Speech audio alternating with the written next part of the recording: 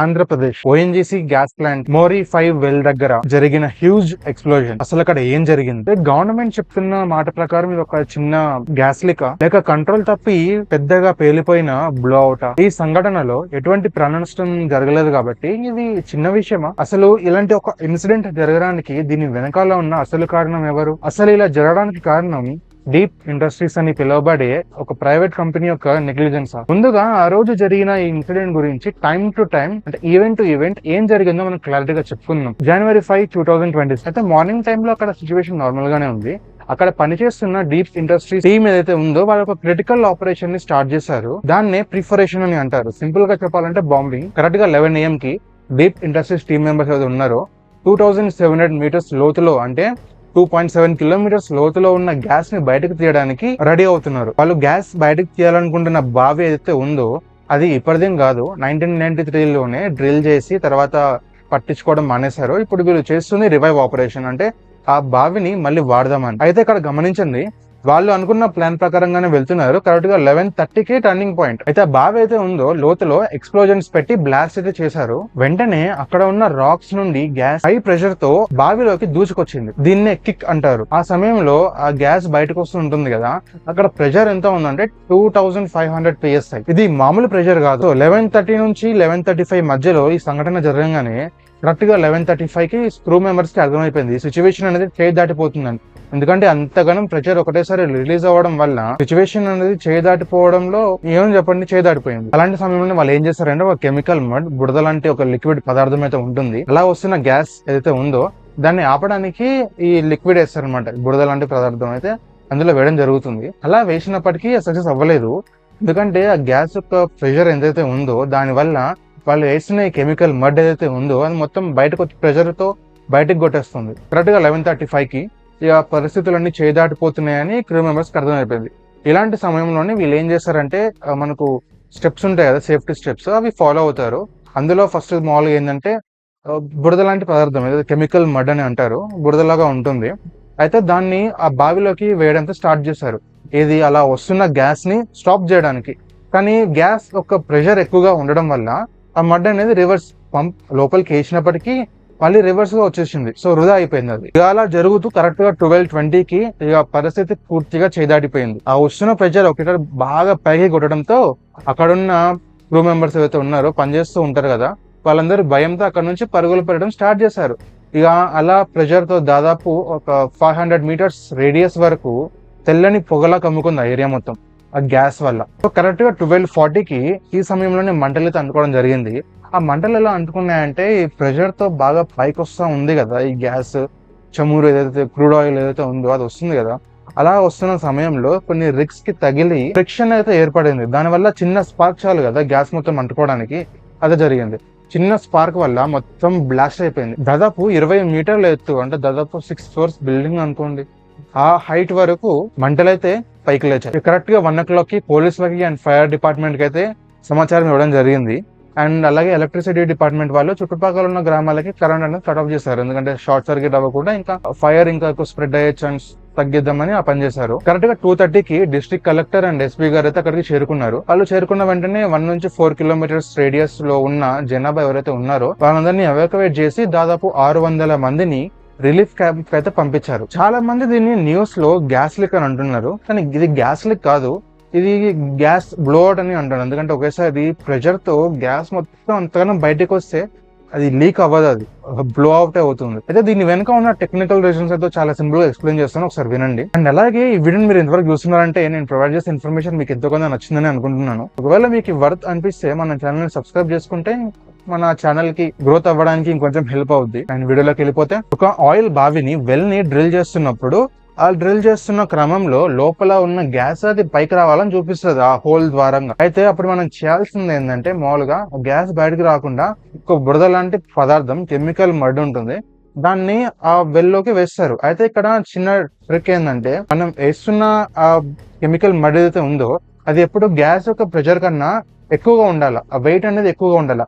అప్పుడు మాత్రమే ఆ గ్యాస్ అనేది పైకి రాకుండా ఉంటుంది, కిందనే ఉంటుంది. కానీ మోరీ 5 వెల్ ఈ సంఘటన జరిగిన బావి అయితే ఉందో దాంట్లో ఏం జరిగిందంటే, ఇక్కడ మనం గమనించాల్సింది ఏంటంటే, వాళ్ళు తవ్వుతుంది కొత్త వెల్ ని కాదు, ఆల్రెడీ ఇంతకు ముందు కొనింది 1993లో ఉన్న పాత బావి అది. అయితే వీళ్ళు ఆపరేషన్ చేయడానికి ముందే లోపల దాదాపు 2500 ప్రెషర్ ఉంటుందని ఎస్టిమేట్ చేశారు. కానీ వాళ్ళు లోపలికి పంపించిన లిక్విడ్ మడ్ ఏదైతే ఉందో అది సరిపోలేదు, ఆ వెయిట్ సరిపోలేదు. సో అందువలన మొత్తం బ్లో అవుట్ అయింది పైకి. దీనిని హైడ్రోస్టాటిక్ ఫెయిల్యూర్ అని అంటారు. ఇది ఫెయిల్యూర్ నెంబర్ 1. ఒక సేఫ్టీ సిస్టమ్ ఈ ఫెయిల్ అయింది, మళ్ళీ ఇంకోటి ఉండాలి కదా అంటే ఉంది. దాని పేరే BOP అంటే బ్లోఅవుట్ ప్రివెంటర్ అని అంటారు. ఇది ఏంటంటే ఒక క్యాప్ లాగా అనుకోండి, వెల్ పైన ఒక క్యాప్ లాగా ఉంటుంది, వాల్వ్ లాగా ఉంటుంది. అయితే ఇది లాస్ట్ ఆప్షన్ అనమాట. ఎప్పుడైతే ఇలాంటి ఫెయిల్యూర్ జరుగుతాయో అప్పుడు అది వాల్వ్ అనేది మూసుకోవాలి. మూసుకొని అప్పుడు ప్రెషర్ అనేది బయటకు రాదు. కానీ ఈ విషయంలో ఏం జరిగిందంటే ఇది కూడా ఫెయిల్ అయిపోయింది, ఫెయిల్యూర్ నెంబర్ 2. అయితే రిపోర్ట్స్ ప్రకారం ఈ బ్లోఅవుట్ ప్రివెంటర్ ఏదైతే ఉందో, స్టెప్ అయితే ఉందో, దీని యొక్క కెపాసిటీ ఆ గ్యాస్ ప్రెషర్ కన్నా చాలా తక్కువగా ఉందని అంటున్నారు. లేదా ఆ టైంలో వైర్ లైన్స్ అంటే ఎక్విప్మెంట్ కేబుల్ ఉండడం వల్ల ఈ బ్లోఅవుట్ ప్రివెంటర్ ఏదైతే ఉందో సరిగ్గా క్లోజ్ అవ్వలేదని కూడా కొంతమంది అంటున్నారు. సేమ్ ఇలానే అమెరికాలో కూడా ఒక ఇన్సిడెంట్ జరిగింది. అదే డీప్ వాటర్ హారిజన్ అనుకుంటా. BOP ఏదైతే ఉందో బ్లోఅవుట్ ప్రివెంటర్ ఇది పనిచేయలేదు. సో ఈ విషయంలో కూడా ఇక్కడ ఇదే జరిగింది. ఇది ఫెయిల్యూర్ నెంబర్ 2. అయితే ఇంకోటి మంటలు. అయితే వస్తున్న ప్రెషర్ వల్ల కొన్ని రిగ్స్ కి ఐరన్స్ కి తగిలి ఇక ఒకటేసారి చిన్న స్పార్క్ రావడంతో మొత్తం ఫైర్ అయితే అంటుకుంది. ఇది మాల్ టెక్నికల్ గా జరిగిన తప్పు. అయితే దీనికి ఎవరు బాధ్యత వహించాలి? ఇక్కడ మనం ముఖ్యంగా గమనించాల్సిన విషయం ఏంటంటే, అక్కడ ఉన్నది ONGC, oil and natural gas corporation, government they. కానీ ఆ సమయంలో అక్కడ పనిచేస్తుంది ONGCకి సంబంధించిన ఎంప్లాయీస్ కాదు. మరి ఎవరంటే డీప్ ఇండస్ట్రీ లిమిటెడ్ వాళ్ళు. ఇది ఒక ప్రైవేట్ కంపెనీ, అహ్మదాబాద్ బేస్ గా ఇది పనిచేస్తుంది. అయితే ONGC వాళ్ళు వాళ్ళ పాత వెల్స్, బావులు అయితే ఉన్నాయో అందులో నుంచి గ్యాస్ బయటకు తీయడానికి ప్రొడక్షన్ ఎన్హాన్స్మెంట్ కాంట్రాక్ట్ అని స్టార్ట్ చేశారు. దీనిలో భాగంగానే డీప్ ఇండస్ట్రీస్ కి కాంట్రాక్ట్ అనేది ఇవ్వడం జరిగింది. ఎప్పుడు 2024లోనే ఇచ్చారు, ONGC రాజమండ్రి ఎసెట్ కోసం. సో దీనివల్ల ఈ డీప్ ఇండస్ట్రీస్ ఏదైతే ఉన్నదో వాళ్ళకి 1402 కోట్ల కాంట్రాక్ట్ అయితే వీళ్ళకి దక్కింది. సో మోరీ 5 ని ఆపరేట్ చేస్తుంది ఆ సమయంలో డీప్ ఇండస్ట్రీస్ వాళ్ళు కాబట్టి ఈ సేఫ్టీ మెజర్స్ కానివ్వండి ఏవైతే ఉన్నాయో అవన్నీ డీప్ ఇండస్ట్రీ వాళ్ళు చూసుకోవాలి, ఆ క్రూ మెంబర్స్ చూసుకోవాలి అక్కడి వాళ్ళు. కానీ ఆ బావి ఓనర్ అయితే ONGC కదా, వాళ్ళకి ఎటువంటి బాధ్యత ఉందా అంటే ఉంటుంది. వాళ్ళకి కూడా బాధ్యత చాలా ముఖ్యంగా ఉంటుంది. అవుట్ సోర్సింగ్ చేస్తున్నప్పుడు మీరు ఇచ్చిన కాంట్రాక్టర్ ఎవరైతే ఉన్నాడో వాడు చక్కగా పనిచేస్తున్నాడా లేదా చూడాలి. వాళ్ళ సేఫ్టీ స్టాండర్డ్స్ కరెక్ట్ గా ఉన్నాయా లేదా, ఎక్విప్మెంట్ కండిషన్స్ ఎలా ఉంది, వాళ్ళు ఎలా చేస్తున్నారు, ఇవన్నీ చెక్ చేయాల్సింది ONGC వాళ్ళే. సో ఆ సంఘటన జరిగిన తర్వాత లోకల్ అఫీషియల్స్, MRO ఎవరైతే ఉన్నారు, తహసీల్దార్ అంటారు కదా, ఆయన ఏమంటున్నారంటే మాకు ఎటువంటి ఇన్ఫర్మేషన్ ఇవ్వలేదు అని అంటున్నారు. అంటే ఈ బావి దగ్గర ఈ పలానా వర్క్ జరుగుతుందని ఎటువంటి ఇన్ఫర్మేషన్ ఇవ్వలేదు అంట. కానీ డిజాస్టర్ మేనేజ్మెంట్ యాక్ట్ ప్రకారం ఇలాంటి డేంజరస్ పని చేస్తున్నప్పుడు ఇప్పుడున్న లోకల్ అథారిటీస్ కి ఇన్ఫర్మేషన్ అయితే ఇవ్వాలి. అంటే జరగకూడదు ఏదైనా జరిగినప్పుడు తొందరగా ఎవాక్యువేషన్ కానివ్వండి, సేఫ్టీ మెజర్మెంట్స్ తీసుకోవడానికి కానివ్వండి, చుట్టుపక్కల ఉన్న వాళ్ళకైతే ఎటువంటి ఇబ్బంది కాకూడదు కదా. సో అలాంటివైనా జరిగినప్పుడు చర్యలు ఏమైనా తీసుకోవడానికి వీలవుతుంది త్వరగా. వీళ్ళు అనేది ఎటువంటి ఇన్ఫర్మేషన్ అనేది లోకల్ అథారిటీస్ కి ఇవ్వలేదంట. ఇది చాలా పెద్ద నెగ్లిజెన్స్ అని నేను అంటాను, అండ్ కమ్యూనికేషన్ ఫెయిల్యూర్ కూడా. సరే, గవర్నమెంట్ అఫీషియల్స్ చెప్పేదాని ప్రకారం 0 క్యాజువాలిటీస్, ఎటువంటి ప్రాణ నష్టం లేదని అంటున్నారు. మంచిదే, చాలా మంచిది. కానీ నో క్యాజువాలిటీస్ అంటే నో డ్యామేజ్ అని కాదు. కానీ అక్కడ గ్రౌండ్ రియాలిటీ అయితే వేరుగా ఉంది. ఎందుకంటే ఆ బ్లాస్ట్ ని చూసి ఆ గ్రామం చుట్టుపక్కల ఉన్న వాళ్ళు, ఆ గ్రామంలో ఎవరైతే ఉన్నారో జనాభా, వాళ్ళందరూ ఒక్కసారిగా 2014లో జరిగిన GAIL బ్లాస్ట్ ని అయితే గుర్తు చేసుకున్నారు. 2014లో ఈ GAIL బ్లాస్ట్ అయ్యి 23 మంది చనిపోయారు. అండ్ అది కూడా సేమ్ డిస్ట్రిక్ట్ కాబట్టి ఆ భయం అనేది ఉంటుంది ఎవరికైనా న్యాచురల్ గా. సో ఆ భయంతో ఆ చుట్టుపక్కల ఉన్న వాళ్ళు కొంతమంది ఏం చేశారంటే పిల్లల్ని, ముసలి వాళ్ళని తీసుకొని వెళ్ళడం స్టార్ట్ చేశారు. అండ్ యానిమల్స్, ఆవులు ఏవైతే ఉన్నాయో వాటిని కట్లిప్పేసి అక్కడ నుంచి తొందరగా ఎవాక్యువేట్ చేయడం అయితే స్టార్ట్ చేశారు. ఎందుకు అనర్థం జరుగుతుందేమో అని భయంతో. ఆర్థిక నష్టం అయితే ఉంది, ఎకనామిక్ లాస్ అయితే జరిగింది ప్రదేశంలో. ఆ బ్లాస్ట్ అయిందని అంటున్నారు. చుట్టుపక్కల అనేవి చాలా పొలాలు ఉన్నాయి, అవన్నీ డ్యామేజ్ అయినట్టే కదా. ఆ చెమురు ఏదైతే ఉందో పైకి లేచిందో క్రూడ్ ఆయిల్, అదంతా మళ్ళీ ఆ పొలాల్లోనే పడుతుంది. చుట్టుపక్కల ఆ ఫైర్ ఒక ప్రెజర్ వల్ల దాదాపు 75 కొబ్బరి చెట్లు ఏవైతే ఉన్నాయో అవి ఖాళీ బూడిదైపోయినాయి అంట ఆ స్పాట్ లో. అండ్ అలాగే ఆ హీట్ రేడియేషన్ కి ఇంకా చాలా చెట్లు అయితే డ్యామేజ్ అయి ఉంటాయి. అండ్ అలాగే ఇంకా హార్వెస్టింగ్ సీజన్ ఇది వచ్చేసినట్టు, సంక్రాంతి అంటేనే ప్రతి ఒక్కరు పంటలు కానివ్వండి ఇవన్నీ హార్వెస్ట్ అనేది చేస్తారు. వాళ్ళు కొంతమంది చేసి స్టోర్ అయితే చేసుకో ఉంటారు ప్యాడీస్ ని, రైస్ ని. ఈ గాల్లో లేచిన చెమురు ఏదైతే ఉందో అది మొత్తం స్ప్రెడ్ అయ్యి వాటి పైన పడి అవి కూడా వేస్ట్ అయినట్టే కదా.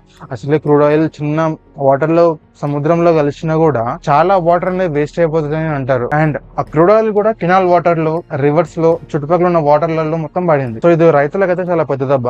ఆ వాటర్ అయితే ఇప్పుడున్న పంటలకు అయితే వేయలేరు కదా. నేను ఈ వీడియో చేస్తున్న టైంకి ఐ థింక్ పొల్యూషన్ బోర్డ్ అయితే అక్కడున్న ఎయిర్ క్వాలిటీ అయితే చెక్ చేస్తుంది అనుకుంటా. కానీ అప్పటికే ఆ బ్లాస్ట్ లో PM 2.5 particles and PM 10 particles ఏవైతే ఉన్నాయో అక్కడ ఉన్న ప్రజలలో లంగ్స్ లోకి అయితే చిరుకొని ఉంటాయి. ఎందుకంటే గాల్లో కలిసి ఉంటాయి కదా, ఊపిరి తీసుకున్నప్పుడల్లా పార్టికల్స్ అనేవి లోపలికి అయితే వెళ్తాయి. స్పాట్ లోనే ఎటువంటి ఎఫెక్ట్ అయితే చూపించకపోవచ్చు కానీ కొంతమందికి హెవీగా పార్టికల్స్ కనుక లోపలికి వెళ్ళుంటే వాళ్ళకి దీర్ఘకాలంగా, అంటే తర్వాత ఫ్యూచర్ లో వచ్చే ఛాన్స్ ఉంది, దీర్ఘకాలంగా కంటిన్యూ అయ్యే ఛాన్స్ కూడా ఉంది. ఇప్పుడు అక్కడ పరిస్థితి ఏంటి? ఫైర్ అయితే ఇంకా పూర్తిగా ఆపలేదు అండ్ గ్యాస్ అనేది ఇంకా కంటిన్యూగా లీక్ అవుతూనే ఉంది.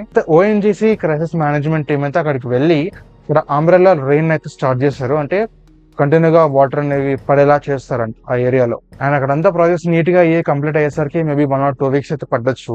అండ్ ఇప్పుడప్పుడే సర్దుకునే అంత చిన్న ఇన్సిడెంట్ అయితే కాదు ఇది. ప్రాణ నష్టం లేనంత మాత్రాన ఈ చిన్నగా చూసి వదిలేసే అంత సిచ్యువేషన్ అయితే కాదు. చాలా పెద్ద విషయమే ఇది. అయితే దీనిపై మీ ఒపీనియన్ ఏంటో కింద కామెంట్ సెక్షన్ లో చెప్పండి.